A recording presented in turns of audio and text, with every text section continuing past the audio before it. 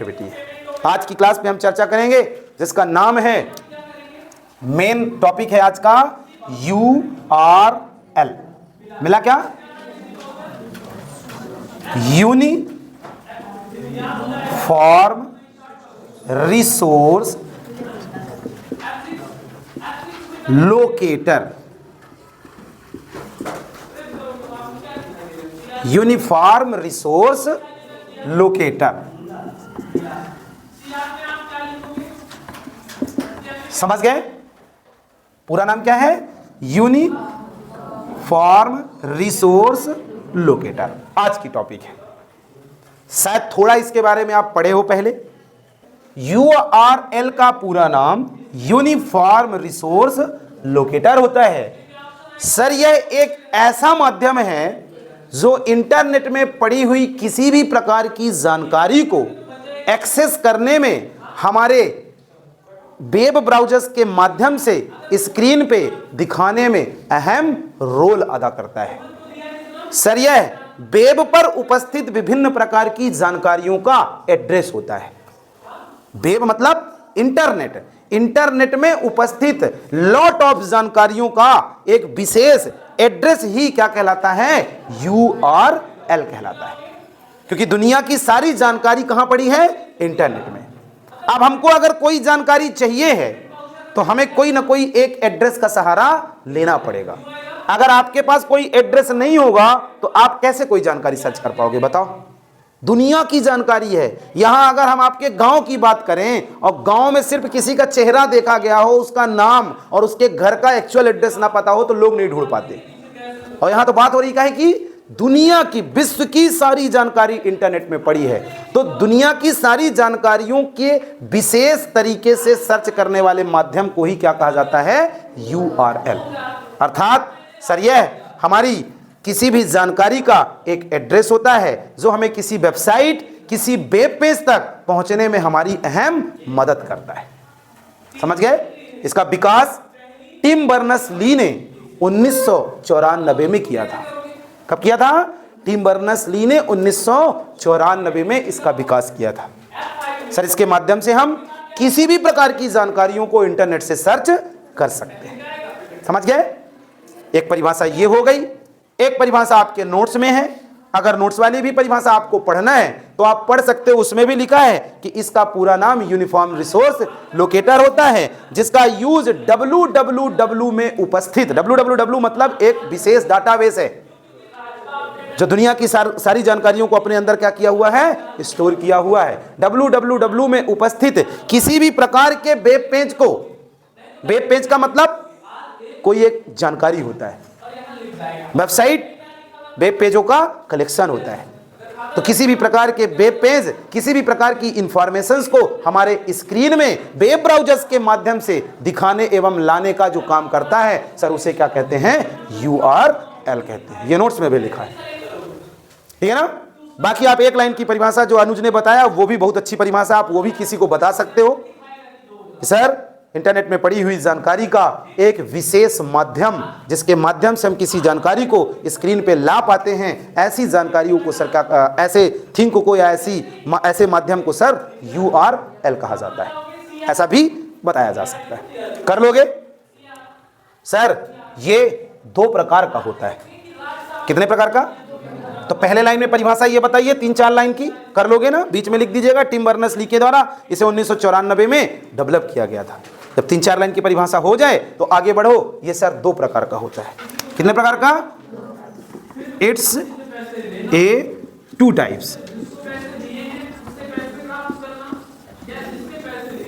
कितने प्रकार का होता है सर? ये 2 प्रकार का होता है। Number 1, absolute. कौन सा URL? Absolute URL। इसकी परिभाषा बताइए। ऐसा URL जो किसी भी वेबसाइट को ढूंढते समय या इंटरनेट की किसी जानकारी को सर्च करते समय जब हम सर अपने एड्रेस का पूरा पाथ लिखते हैं, पूरा पाथ लिखने वाले एड्रेस को ही सर एब्सोल्यूट URL कहा जाता है। जैसे http:// www.vyapam.com.in, ये पूरा एड्रेस होता है।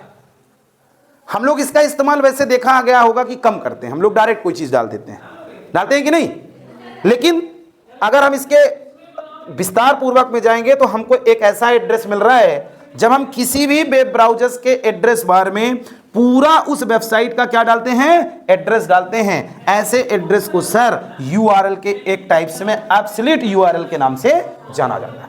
वैसे किसी चीज को सर्च करने के लिए वास्तव में यही एड्रेस डालना चाहिए, लेकिन एक दूसरा टाइप्स भी है इसका, जो हमें इस पूरे एड्रेस को लिखने में मुक्ति दे देता है, हमें पूरा लिखने की आवश्यकता नहीं पड़ती। लेकिन अगर बताना है तो परिभाषा बड़ी करनी पड़ेगी, थोड़ी लिखना है तो बोलना पड़ेगा एब्सोल्यूट यूआरएल एक ऐसा यूआरएल है जो पूरे एड्रेस को लिखने में हमारी मदद करता है। या किसी वेब ब्राउज़र के एड्रेस बार में किसी वेबसाइट का जब पूरा एड्रेस लिखा जाता है, ऐसे एड्रेस को सर कौन सा यूआरएल कहा जाता है, एब्सोल्यूट यूआरएल कहा जाता है। बता लोगे? हाँ, अब मैं कहूं कि थोड़ा इनके बारे में भी सर जानकारी हमको मिल जाए तो अच्छा रहेगा। हम ये लिखते तो हैं लेकिन हम जानते नहीं हैं कि सर ये है क्या एक्चुअल में, तो आज आप जान जाओगे। पहला नंबर आपने इससे मुलाकात करा होगा, दिस इज द प्रोटोकॉल। यह इंटरनेट के डाटा को लाने और ले जाने में अहम रोल देता है। हर एक वेबसाइट में आप डालो चाहे ना डालो, ये ऑटोमेटिक आ जाता है। ऐसा बनाया गया है कि जब कोई भी जानकारी आप सर्च करोगे तो एड्रेस बार में आप शुरू में देखोगे कि ये ऑटोमेटिक आ जाएगा। हमने पीछे भी पढ़ा है कि सर यह एक प्रमुख प्रोटोकॉल होता है, इसका नाम हाइपर टेक्स्ट ट्रांसफर प्रोटोकॉल है, जो किसी भी प्रकार की जानकारी को इंटरनेट के माध्यम से हम अपने सर्वर में या अपने कंप्यूटर में या डिवाइस में जब सर्च करते हैं तो प्रमुख तौर पर रोल देता है लाने और ले जाने में। You know this is the protocol, protocols में से प्रमुख प्रोटोकॉल। दूसरा नंबर है this is the sir database. www database है। अब मैं कहूं डाटा और बेस का मतलब क्या है? डाटा बेस, जहां पे डाटा को रखा जाता हो, जहां पे डाटा का अस्तित्व हो, जहां पे डाटा का कलेक्शन हो, ऐसे जगह को क्या कहा जाता है? डाटाबेस। आपने पिछले सेमेस्टर में भी पढ़ा होगा एमएस एक्सेस। जब बड़े मात्रा में, छोटे मात्रा में अगर आप बोलो कि 10-20 लोगों का नाम लिखना है तो फिर उसे डाटाबेस नहीं कहोगे। आपने पढ़ा है कि कुछ हद तक एक्सेल में भी काम हो जाता है, जो डाटाबेस नहीं होता, ऑफिस का एक सॉफ्टवेयर है। लेकिन सर अगर हम बड़े मात्रा में रिकॉर्डों को स्टोर करना चाहते हैं तो फिर हम सर किसी डाटाबेस का इस्तेमाल करते हैं। उदाहरण के तौर पर आपने एमएस एक्सेस का नाम पढ़ा था, आपने पढ़ा था कि बहुत सारे रिकॉर्डों को सर ये स्टोर करने की क्षमता देता है।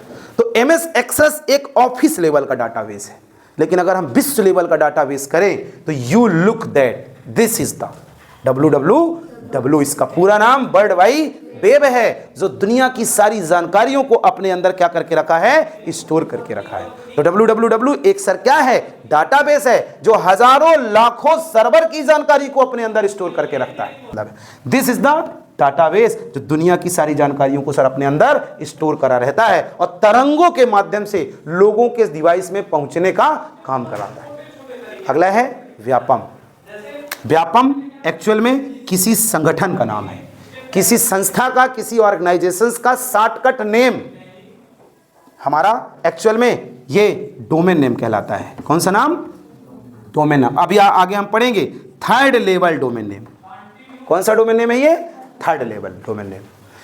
ये एक्चुअल में हमारे किसी ऑर्गेनाइजेशंस, हमारे संस्था या हमारे वेबसाइट का शॉर्टकट नाम होता है। जैसे मान लो आप वैष्णो कंप्यूटर की वेबसाइट की बात करो तो वहां पे क्या लिखा जाएगा? VCC। वैसे इसका नाम 61 अक्षरों तक हो सकता है। कितने अक्षरों तक? 61 अक्षरों तक। लेकिन जितना छोटा रहेगा, शॉर्टकट में रहेगा, वेबसाइट को सर्च करने में उतना सहज और सरल रहेगा। अब मान लो अगर हम व्यापम का पूरा नाम डाल दें, मध्य प्रदेश बोर्ड, पूरा व्यापम का जितना मटेरियल होता है ना, जो वैकेंसी से रिलेटेड है, कर्मचारियों से रिलेटेड है, सब इसमें मिलने वाला है। आप समझ गए ना? अगला नंबर आता है कॉम। ये आपका एक दूसरे प्रकार का डोमेन, सॉरी पहले प्रकार का डोमेन नेम है, जिसको बोलते हैं टॉप लेवल डोमेन नेम। जो एक्चुअल में हमारे क्षेत्र को डिसाइड करवाता है कि तुम जो चीज सर्च करने वाले हो वो किस क्षेत्र की है। जैसे मैं कहूं व्यापम किस क्षेत्र का है, कॉमर्शियल क्षेत्र का। किस क्षेत्र का है, कॉमर्शियल। .com की जगह .edu भी हो सकता है, एजुकेशन क्षेत्र का। .org भी हो सकता है, .mil भी हो सकता है, बहुत अलग अलग तरीके से है। एक्चुअल में ये जो .com लगाया जाता है ये क्षेत्र को निर्धारित करता है कि आप कौन से क्षेत्र, क्योंकि बहुत सारे क्षेत्र, कमर्शियल अलग है, एजुकेशन अलग है, और आपका आर्मी वाला अलग है, सबका अलग अलग है। तो क्षेत्र को जो डिसाइड करे ऐसे डोमेन नेम को sir top level domain name कहते हैं। ये भी डोमेन नेम है और ये भी डोमेन नेम है, जिसे कंट्री डोमेन नेम के नाम से जाना जाता है, जो किसी देश के नाम का शॉर्टकट होता है। जैसे आप इंडिया पे हो, इंडिया की जानकारी अगर आप सर्च करोगे तो कहाँ लिखा रहेगा, लास्ट में .in लिखा रहेगा। लेकिन मान लो अगर आप पाकिस्तान की कोई जानकारी सर्च कर रहे हो तो क्या लिखा रहेगा लास्ट में, .pk। हो सकता है जैसे व्यापम हो गया, MP ऑनलाइन हो गया, IRCTC हो गया, SSID, बहुत सारी वेबसाइटें हैं, बहुत सारे ऑर्गेनाइजेशन हैं अलग अलग, वहां पे भी बना होगा, पाकिस्तान में भी वहां का अलग होगा। हम इंडिया लेवल की बात कर रहे हैं तो IN लिखा रहेगा। तो आज आपने ये जाना कि HTTP क्या है, www क्या है, ये एक्चुअल में ये तीनों क्या होते हैं, डोमेन नेम होते हैं। ये किसी ऑर्गेनाइजेशन का शॉर्टकट नेम, ये किसी क्षेत्र का शॉर्टकट नेम, और ये किसी देश का नाम दिखाने का जो काम करता है। तो हम पढ़ क्या रहे थे, एब्सोल्यूट URL, एक ऐसा URL जो किसी भी वेबसाइट का पूर्ण एड्रेस होता है। ऐसे URL को क्या कहा जाता है, एब्सोल्यूट कहा जाता है। दूसरा आता है इसी में रिलेटिव। रिलेटिव नाम ही है, रिलेशन, रिलेशन से बना हुआ है रिलेटिव। मतलब एक्चुअल में अगर हम कहें कि आप इसका इस्तेमाल कम करते हो, या ज्यादातर लोग इसका इस्तेमाल कम करते हैं, नहीं तो नहीं कह सकते लेकिन कम करते हैं। मैक्सिमम लोग किसका इस्तेमाल करते हैं, रिलेटिव। जैसे मैं कहूं, आपने गूगल में आज तक किसी चीज को सर्च किया है क्या? क्या सर्च किया बताइए, कोई वेबसाइट का नाम बताइए ना। जैसे फेसबुक तो सर्च किया होगा ना, आप क्या लिखते हो, गूगल पे गए और क्या लिख दिए, फेसबुक, इतना लिखते हो मात्र। आपने IRCTC सर्च किया होगा, आपने SSSID किया होगा, समग्र पोर्टल जिसको कहते हैं। आप ये ना डाले होगे, डाले हो क्या? आप क्या डाले होगे, या तो ये, या तो ये, या तो ये। शॉर्टकट नेम जो किसी लिंक को सीधे स्क्रीन पे दिखाने का काम करता है। आप इतना डालोगे ये पूरा आपके स्क्रीन पे आ जाएगा। तो ऐसा URL जो किसी भी वेब पेज का शॉर्टकट लिंक हो। रिलेटिव किसको कहा जाता है, जो आधा डाला जाता है। नाम से ही है, मिस्टेक हो गया था, कहीं और दिमाग चला गया था हमारा। फिलहाल इसको ये कहते हैं, और जिसमें सर थोड़ा डाला जाता है वो क्या होता है, रिलेटिव URL होता है। बता लोगे, कम से कम 15 लाइन का लिख लोगे आई थिंक, अगर लिखने की बात आए। बाकी अगर तुम नोट्स में इतना भी लिख लो जितना हम बोर्ड में लिखे हैं तो तुम्हारे लिए इतना भी पर्याप्त है। कॉलेज में वैसे इतना ही लिखना चाहिए, अगर समय है तो हम पूरा लिख ले। मैं मना नहीं कर रहा हूं कि मत लिखो कॉपी में, लेकिन अगर मान लो किसी के पास समय नहीं है, व्यस्तता है, किसी और चीज की तैयारी कर रहे हो, तो आप इतना भी लिख सकते हो URL के बारे में, पर्याप्त है। क्योंकि इसमें सब है। पहले रूप में इसकी परिभाषा है, दूसरे रूप में इसका टाइप्स है, और जिसमें आधा होता है सर वो रिलेटिव URL कहलाता है। बता लोगे? हाँ, पक्का?